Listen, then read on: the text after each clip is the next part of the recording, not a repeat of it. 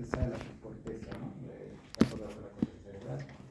Su distribución en el tálamo es de la información neuronal, ¿no? Es un regulador cerebral que va a distribuir, pues, hacia la parte cortical toda la parte de la conciencia, ¿no? Y hemos visto que la conciencia está relacionada, pues, con muchas otras funciones. Luego pasamos al núcleo talámico, ¿no?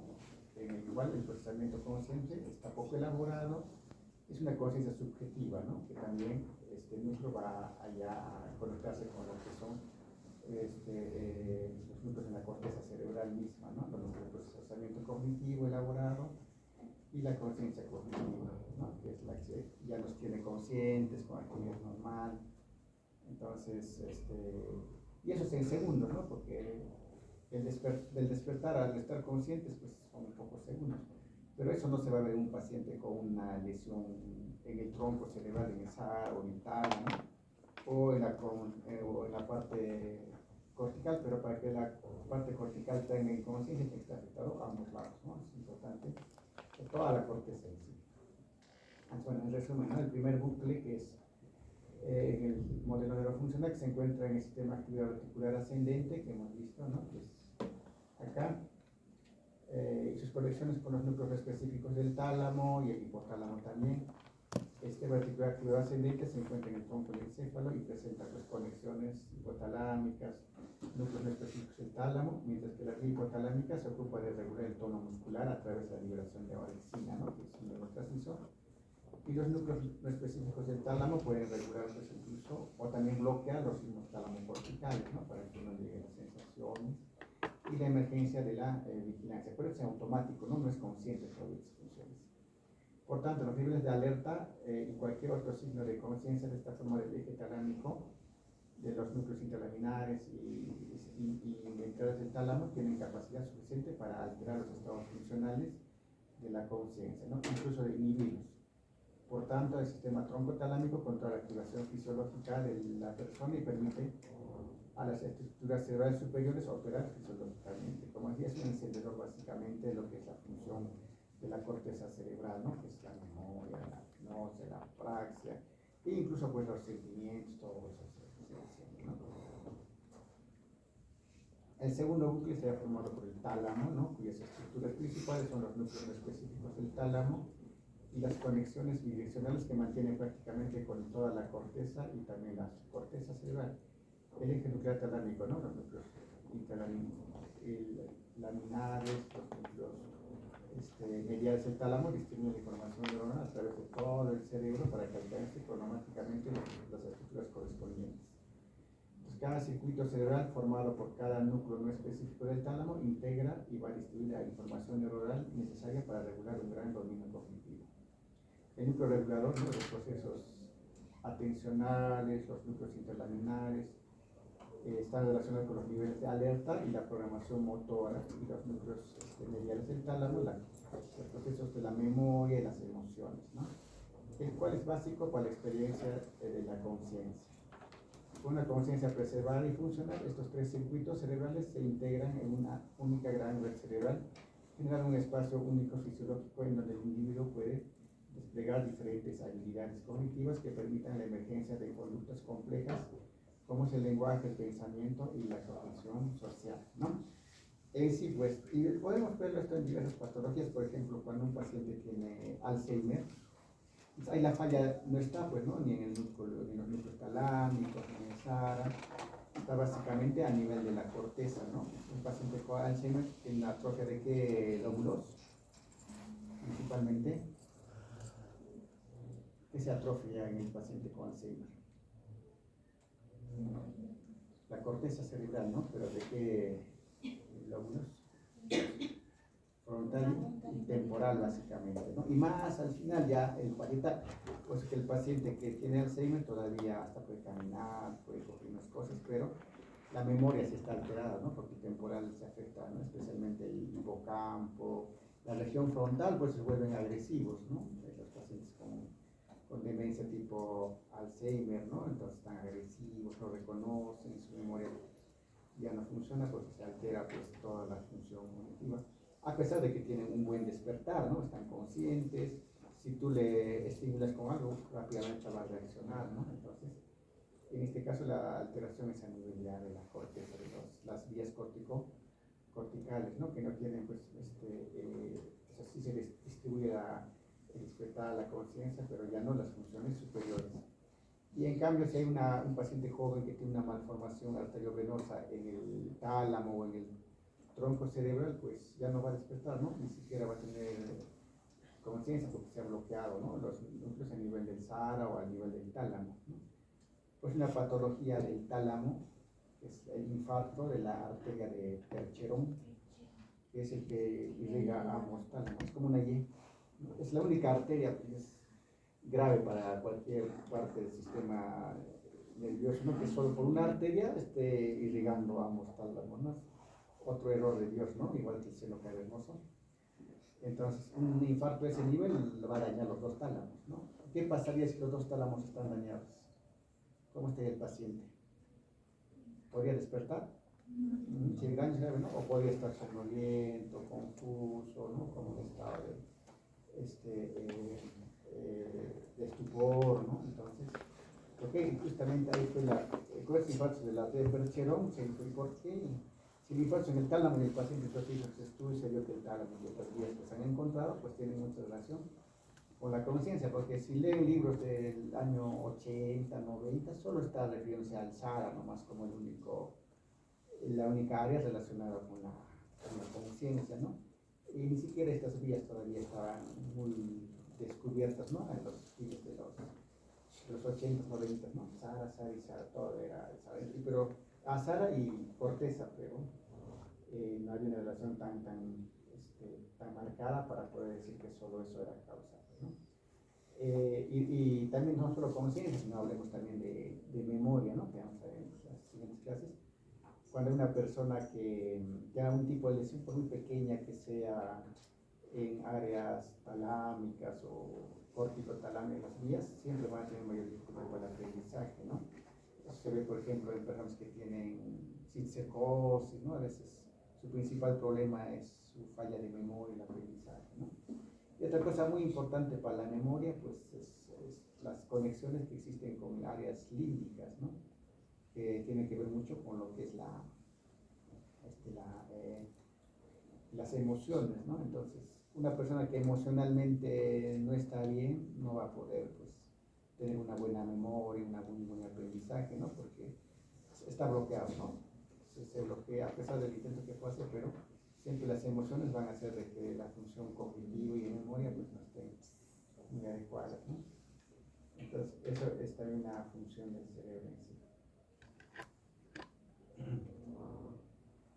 Hay redes también de tareas negativas que son marcadas neurofisios de la conciencia, ¿no?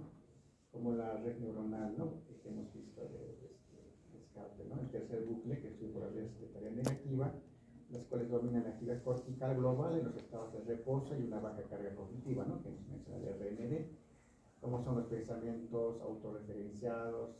La principal red de tarea negativa del RND, cuyos núcleos principales son la corteza cingulada posterior y el precuno, ¿no? Hemos visto este núcleo. Y diferentes estudios señalan que esta actividad de esta red neuronal como un posible marcador neurofisiológico de conciencia, ya que un descenso en su actividad de una lesión cerebral puede desembocar en un estado vegetativo o un estado de mínima conciencia, ¿no? Por ejemplo, un estudio señala que en pacientes en estado vegetativo se produce un descenso de actividad bilateral de la corteza cingulada posterior y el precuno, ¿no? Que son áreas de estas redes, mientras que el resto de las estructuras que forman el RND también tienen una actividad normal. Las evidencias sitúan estos núcleos por Descartes, en especial la corteza cingulada posterior y el precuno, como una región cerebral clave para la experiencia de conciencia, ¿no? Porque siempre se ha visto el estado vegetativo. ¿Y por qué está vegetativo si el paciente no tiene mucho daño, ¿no? Entonces, estas áreas, ¿no? Corticales posteriores son las que pueden estar dañadas, ¿no? Que son las que hemos dicho, ¿no? Que este núcleo es el que produce la actividad cerebral mínima, ¿no? La del reposo, el descanso, las lesiones que podría relacionarse. Y es frecuente, ¿no? En los TEC, de pacientes que vienen con TEC, hacen una tomografía normal, no hay nada. Haz la resonancia magnética y se ven si áreas hiperintensas, conjuntos, diferentes partes como parchecitos, ¿no? Diferentes corticales, y eso les llamamos pues lesión axonal difusa. La lesión axonal difusa justamente daña estas vías, ¿no?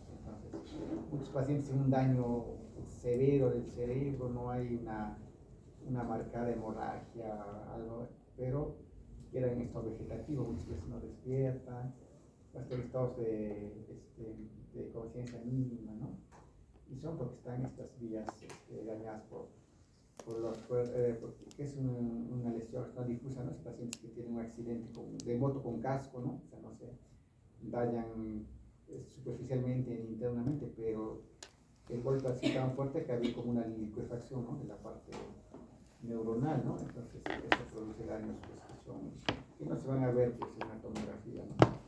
La resonancia sí las ven, pero al final pues, solo espera cómo recupera, ¿no? Y las redes tareas positivas como marcadores de reflexiones de pensamiento cognitivo, hemos visto que en cambio el cuarto núcleo neuronal está constituido por las redes de tareas positivas, los cuales se activan cuando las necesidades de procesamiento neuronal aumentan debido a una mayor demanda cognitiva, ¿no? O sea, bloquea el RND y aparecen las funciones positivas, ¿no? En momento de mayor demanda cognitiva, estas redes de tarea positiva dominan la actividad cortical en detrimento de las redes de tareas negativas. Este aumento de procesamiento cognitivo ocurre cuando el sujeto tiene que procesar información del exterior para generar planes conscientes propositivos que resuelvan pues, una necesidad exógena o endógena, ¿no? La red ejecutiva central, la red dorsal atencional y la red de asignación de relevancia representan pues, las principales redes de tareas positivas. Pero no son las únicas, pues, que permiten la manipulación consciente de la información del exterior. En ese sentido, el papel de la corteza prefrontal en la conciencia se encuentra más allá de su capacidad para regular las funciones cognitivas superiores, ¿no? Como son la conducta en sí, ¿no? Sino que también está involucrado que son las funciones más complejas, ¿no? Las que tenemos que realizar. Esta parte es muy interesante, a ver si lo pueden ampliar, porque es información última, ¿no? De lo que está saliendo, de lo que es la conciencia y estas redes que antes, hasta hace poco no se conocían mucho y que ha cambiado también un poco la forma de ver los pacientes que entran en estado vegetativo. Más que todo que con el avance, pues ojalá algún día podamos encontrar algo para poder despertar a esos pacientes, ¿no? Que están en estado vegetativo, incluso un coma, bueno, a veces del coma pueden salir a muerte cerebral, ¿no? O sea, pues, un daño cerebral es bastante complejo y también hasta hace muy poco, hasta ahora, ¿no? Muchos daños no tienen pues a pesar de que teóricamente podamos conocer vías, redes, pero se ocasiona un daño ahí, ¿qué hacemos para mejorar ese paciente, ¿no? Porque en sí las neuronas pues cuando se dañan ya no se vuelven ya no tienen la función normal, ¿no? Aunque últimamente se ha hablado de que es falso que las neuronas no se vuelvan a reproducir, pero todavía no se ha visto ni con estimulación que lo que sí se reproduce son pues la glía, ¿no? Que son, pero son células de sostén, células que protegen las neuronas, ¿no es cierto? Y es el 90% del cerebro es glía, ¿no? Solo el 10% son neuronas. En ese caso, pues por eso la neurona no se ha visto alguna lesión, incluso axonal nomás, es muy compleja para poderla mejorar, ¿no? Pero con estos conocimientos, tal vez con el tiempo, puede ser una otra forma de poder, menos los últimos estudios que están haciendo con células madre, pues creo que está dando, todavía no han publicado los resultados, pero parece que sí está viendo algún tipo de posibilidad, ¿no? Pero los estudios, ¿verdad? Porque acá en el Perú te engañan, te estafan, ¿no? Células madre, te sacan sangre, lo pasan por un aparatito y te lo vuelven a colocar, es una célula madre, es cualquier cosa, ¿no es cierto? Sangrecita licuada. Entonces, eso hacen acá, ¿no? Lo pasan, te dicen que son solo células madre. Bueno, las articulaciones creo que sí funcionan, ¿no? Aquí, pero a nivel del sistema nervioso central todavía no hay ningún tipo al momento de tratamiento para ese deterioro neuronal. Para Alzheimer, por ejemplo, ¿no? Hay un último medicamento que se saca que que bueno, puede tener, ¿no?, la degeneración neuronal, puede identificar, pero no, así todavía está en una fase 4, ¿no?, que ya pronto seguramente se va a recibir ese medicamento. Pero en Parkinson tampoco todavía no se logra mucho, ¿no?, por el deterioro de esas áreas neuronales.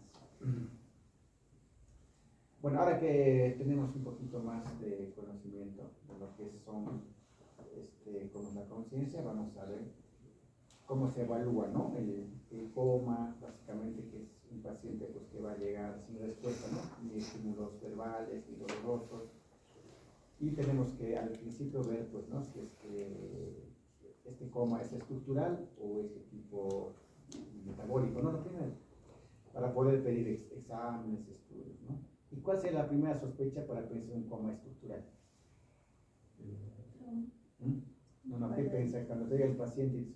Puede ser un coma estructural.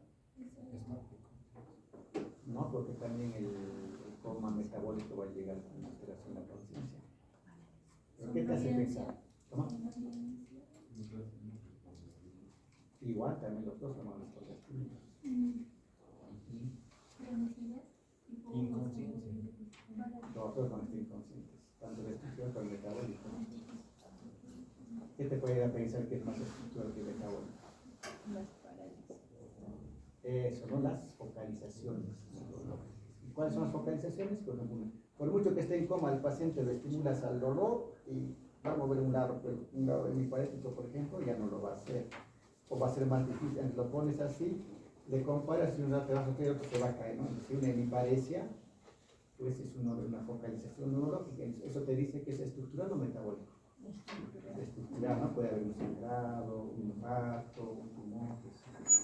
Ahora, no solo la focalización es motora, ¿no? También puede ser de tener la pupila, pues es importante siempre evaluar, como hemos mencionado, una pupila anisocórica o de diferente tamaño una a la otra, pues también tiene mucho significado, ¿no? La simetría de la anisocoria ya nos dice que el coma puede ser estructural, ¿no? Otras pueden ser una parálisis parcial, podríamos ver también algún tipo de alteración de otros medios craneales, ¿no? Eso ya nos habla de un coma de origen estructural. En cambio, el coma metabólico, pues tiene otras características, el paciente no tendrá focalización, incluso va a ser intermitente, ¿no? Un rato va a estar un poquito más despierto, luego se va a caer, al estímulo doloroso va a mover ambas extremidades, sus pupillas van a estar isocóricas, entonces eso ya nos habla de que es un coma de origen metabólico. Entonces, ¿cómo se define el coma? Pues el estado clínico caracterizado por inconsciencia y falta de respuesta a estímulos externos o también actividades internas, con retención variable de funciones vegetativas y también reflejas, ¿no?, que se mantienen. A diferencia del contenido y la reactividad, podemos inferir que podemos tener perturbaciones parciales o globales de la conciencia, ¿no? Parciales, por ejemplo, se llama la oscilación, la confusión, el delirio, el estupor, ¿no? Y globales, pues básicamente el coma, ¿no? Porque el estupor, incluso al dolor, el paciente puede todavía reaccionar. En la humillación es un embotamiento mental o torpeza, reducción leve del estado de alerta, con distracción fácil, pero el paciente está despierto, ¿no? En confusión hay mala interpretación de estímulos, dificultad para seguir órdenes, desorientación y de tiempo, persona y en cosas, ¿no? En estupor hay condición del sueño profundo, solo despierta frente a estímulos vigorosos y al cesar el estímulo recae en falta de respuesta, ¿no? Pero sí abre los ojos, ¿no? Nos estimulamos, ¿no? El dolor básicamente en el esternón, ¿no? Porque muchos después dicen las teorías de los pobres pacientes. Entonces el esternón, ¿no? Un estímulo, ¿no? O la maniobra de Pierre-Merry Fox, ¿no? Que es acá, ahí está, se estimula. Y el paciente, ¿no? Despierta, abre los ojos y todo eso. En cambio, en el coma ya no va a ser eso, ¿no? El paciente ya no abre los ojos.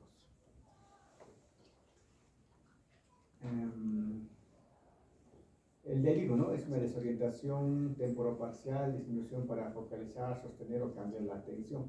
Pero el paciente, el delirio, al contrario, no está con su estado de deterioro, sino más bien está muy hiperalerta, está agresivo, que se queja, ¿no? Que grita. Y hay algunos cambios cognitivos, ¿no? Memoria, atención al lenguaje, no explicados por la demencia, ¿no? Se desarrolla en periodos cortos de tiempo frustrante en el curso del día. Evidencias de la historia de examen laboratorio que es causado por algún factor, ¿no?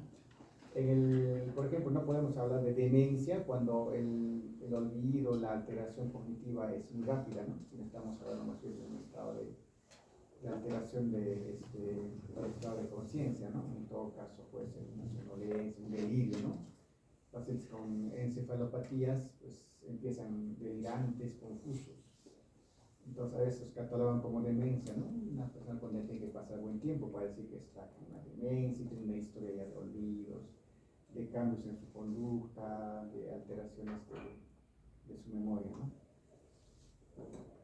El coma puede ser una consecuencia directa de una enfermedad médica, la consecuencia directa de una medicación, intoxicación, consecuencia directa de un síndrome de abstinencia también, consecuencia de más de una de ellas, ¿no? En delirios múltiples.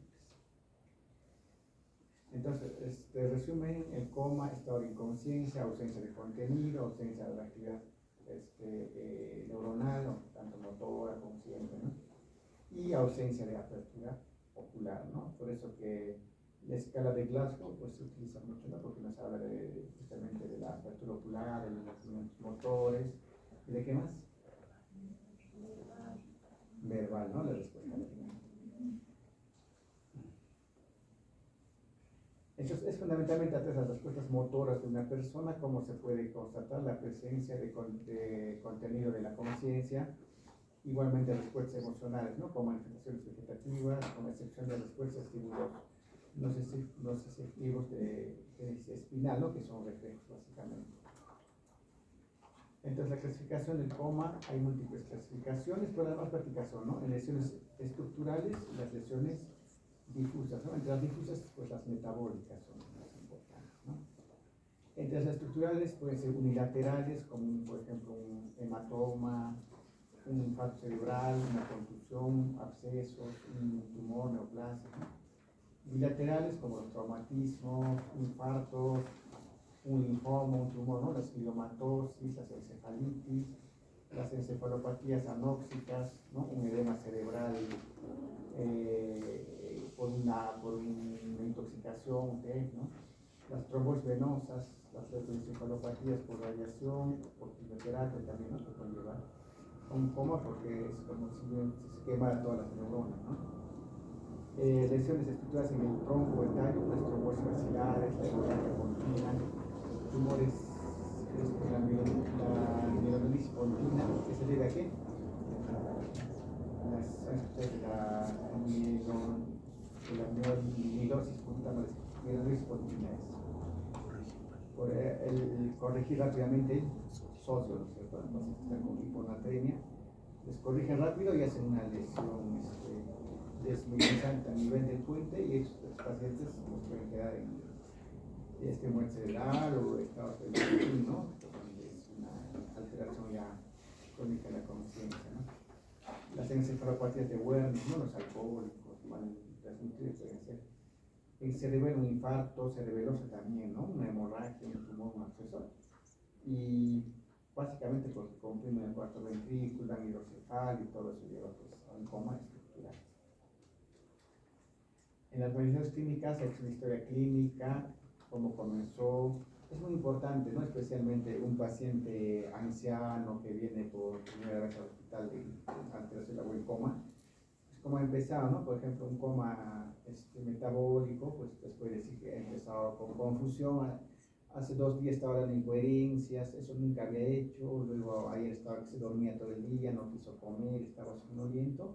Y luego pues entró en coma, ¿no? Entonces eso más habla de algo metabólico difuso. El comienzo, ¿no? Las circunstancias, los antecedentes de alguna patología, ¿no? Diabético, hipertenso, ¿no? Y luego el examen general, ¿no? Donde tenemos que ver la apariencia, si está descuidada, desnutrición, que puede sugerir alcoholismo, ¿no?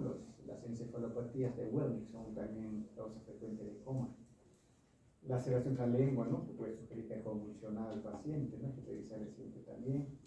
O incluso, ¿no? Si tiene algún tipo de lesión a la nariz, ¿no? No puede pensar que este es un TPA, ¿no? Sino las convulsiones han podido ocasionar. Candidiasis oral sugiere, pues, inmunodeficiencia, ¿no? Los pacientes con VIH, por ejemplo, ¿no? Podrían también tener una infección severa, una meningitis.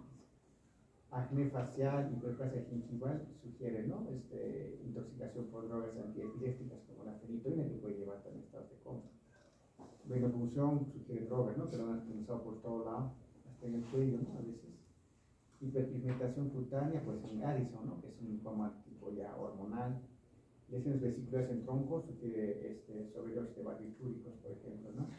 Lesiones purpúricas pueden sufrir meningitis, especialmente por el meningococo, ¿no? Que puede producir tipo vesículas en la piel rojizas. Sudoración profusa, cialorrea, sugiere pues intoxicación por órganos fosforados, ¿no? La pupila también. ¿Cómo está la pupila en una intoxicación por órganos fosforados? ¿Ya es miniótica o midriática?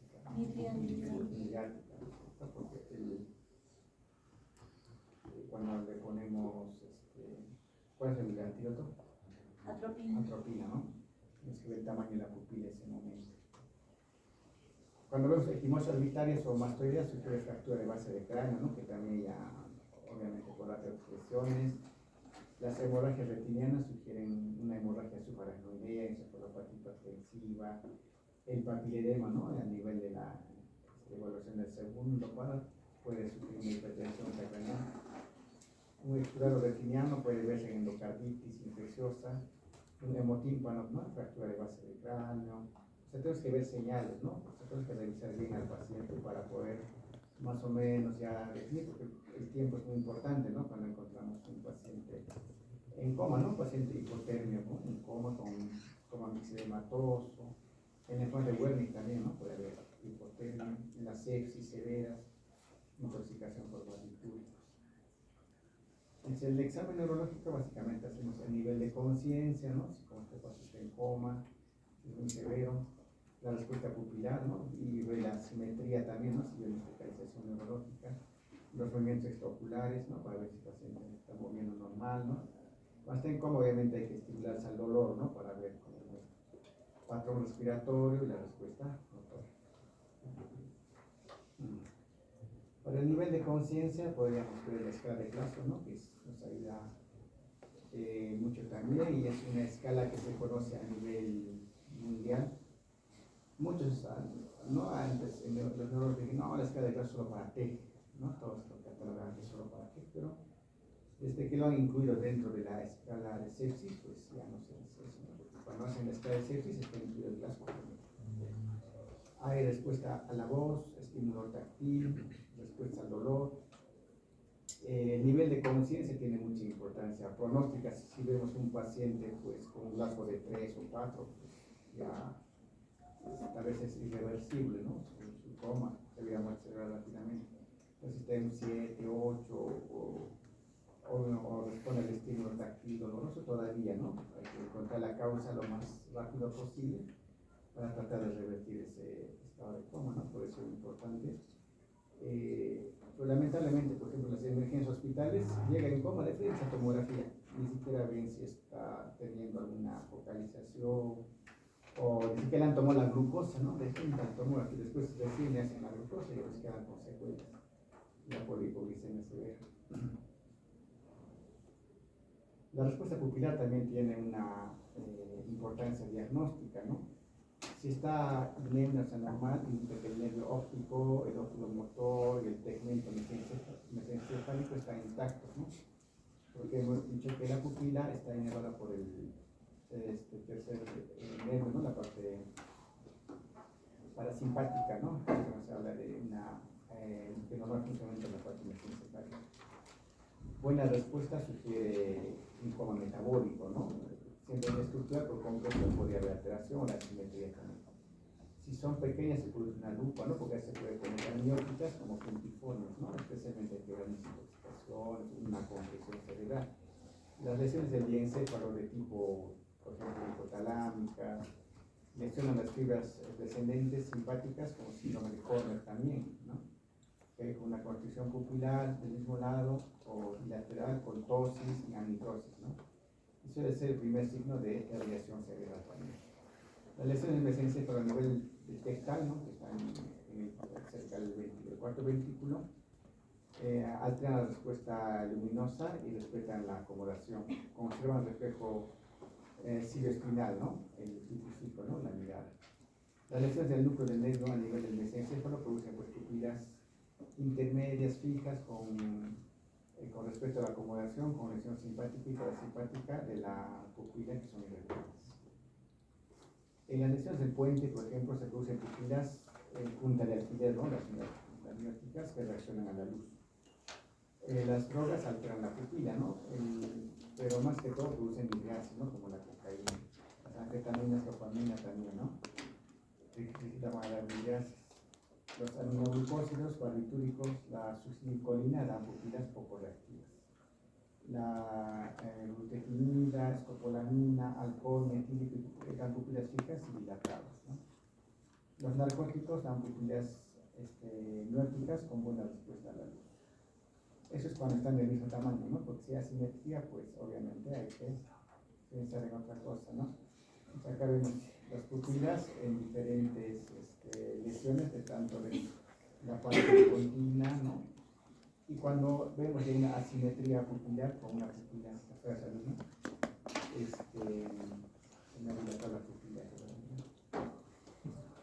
Hablamos de herniaciones cerebrales. Cuando ya hay una asimetría pupilar, quiere decir que el cerebro mismo, el encéfalo, está comprimiendo, ¿no? Pues un hematoma, una encefalitis, está comprimiendo y se hernia, ¿no?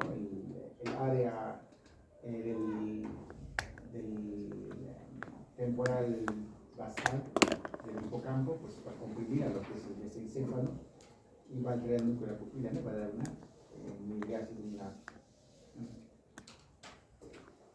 Los movimientos extraoculares pueden haber movimientos espontáneos, que son los normales, ¿no? Que el paciente, si está consciente, pues va a mover conjuntamente, ¿no?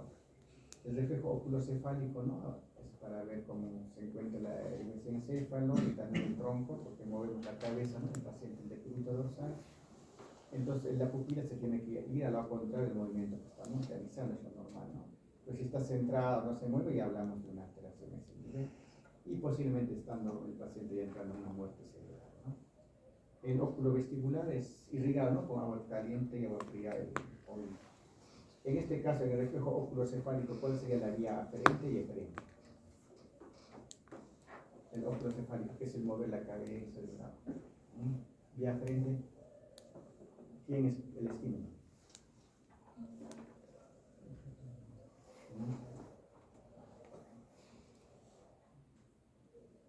¿Qué parte también?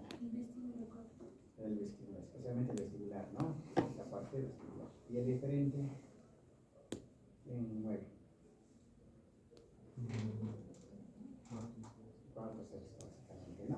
Igual en el reflejo vestibular también, ¿no? Es el mismo. Y los movimientos espontáneos que son los normales, ¿no? Como los rollings. Bueno, rolling es el movimiento conjugado, rítmico, en sentido horizontal, ¿no? Cuando uno está yendo en un bus, entonces se ve, ¿no? El rolling va a una persona, está enfocado en un arbolito lejos, y cuando se aleja mucho, regresa a su sitio, ¿no? Regresa a su sitio abajo, ¿no? Entonces, signo de coma indica que los núcleos promotores, sus conexiones están intactos, ¿no? Cuando el ping-pong ocular, ¿no? Movimientos lentos en sentido horizontal, ¿no? Alteraciones metabólicas se puede ver. El bombing son movimientos intermitentes en fase rápida hacia abajo y retorna lentamente a porción primaria, ¿no? Se ven lesiones del puente, ¿no? El dipping, desviación lenta hacia abajo, seguida de retorno rápido, ocurren lesiones metabólicas, estatus epiléptico o encefalopatía anórxica. El bobbing inverso es una fase lenta hacia abajo con retorno rápido más allá de las porciones iniciales y tiene poco valor localizador, ¿no? Pero se puede ver en hemorragias del puente y en lesiones líticas.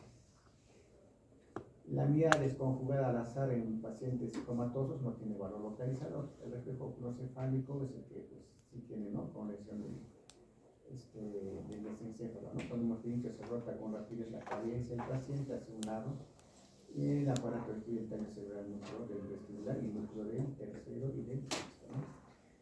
Están intactos los ojos y despliegan en dirección opuesta, ¿no? La respuesta asimétrica indica lesión del tallo como una pregunta nuclear. Y si la respuesta es normal, no es necesario examinar el reflejo vestibular. El reflejo oculovestibular, hemos dicho, se percibe con otoscopio, se eleva la cabeza a 60 grados y se instila 5 ml de agua fría que se puede repetir, ¿no? En condiciones normales se despierta el ojo estimulado, el agua caliente produce lo contrario, ¿no? Al otro lado. Si se estimula ambos oídos, se desvían hacia abajo. Su normalidad manifiesta que está indemne, ¿no? El encéfalo puente y las conexiones vesticulares. La fenitoína y barbitúricos en alta dosis pueden afectar a las respuestas calóricas, ¿no? Especialmente el agua caliente. Bueno, esa son la parte vestibular. A ver, esta parte.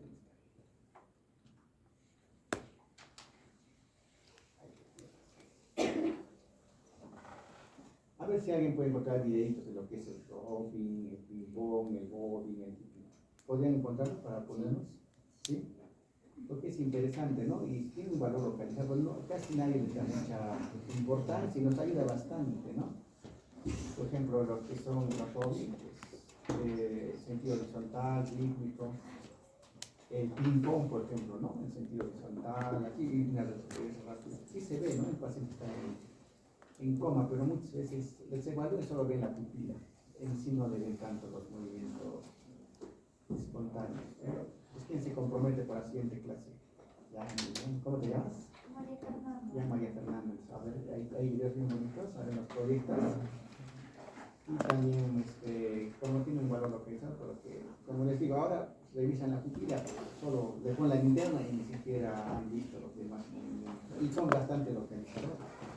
Ya te ayuda, por ejemplo, pensar en un coma metabólico o estructural, ¿no? Es bastante bueno. Ya chicos, acá quedamos.